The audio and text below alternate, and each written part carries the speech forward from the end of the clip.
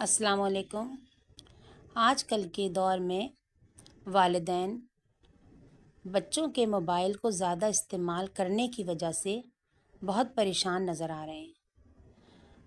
ہر وقت بچہ موبائل ہاتھ میں لینے کی خواہش کرتا ہے اور والدین پریشان ہوتے ہیں۔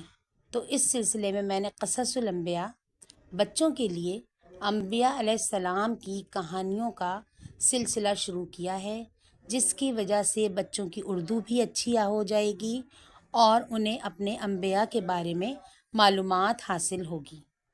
تو لہٰذا ہم شروع کرتے ہیں۔ قصص الانبیاء میں سے ہر روز آپ کو ایک کہانی سننے کو ملے گی اور پڑھنے کو ملے گی۔ مختلف کہانیاں ہیں میرے پاس۔ دیکھیے، مچھلی کے پیٹ میں حضرت یونس علیہ السلام کی کہانی، حضرت صالح علیہ السلام کی کہانی اور حضرت ایوب علیہ السلام کی کہانی،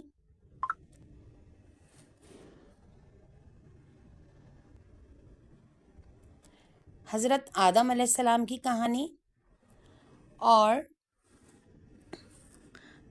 حضرت یوسف علیہ السلام کی کہانی، حضرت اسماعیل علیہ السلام کی کہانی اور حضرت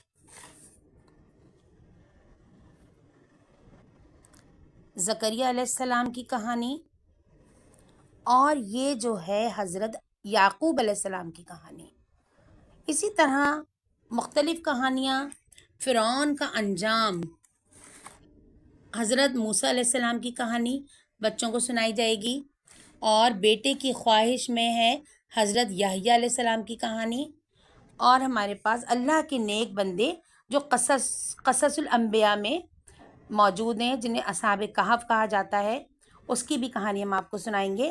اور یہ ہے طوفان اور کشتی، حضرت نوح علیہ السلام کی کہانی۔ یہ ہے نافرمان قوم، حضرت شعیب علیہ السلام کی کہانی۔ اور یہ ہے ہمارے پاس حضرت موسیٰ علیہ السلام کی کہانی، قارون کا خزانہ۔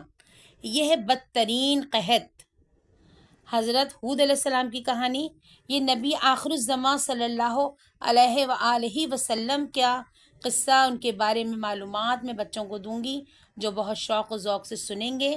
اور یہ قوم ہے صدومی کی سزا، حضرت لوط علیہ السلام کی کہانی۔ یہ ہے طالوت بادشاہ، حضرت داؤد علیہ السلام کی کہانی۔ اور یہ ہے سچی گواہی، حضرت عیسیٰ علیہ السلام کی کہانی۔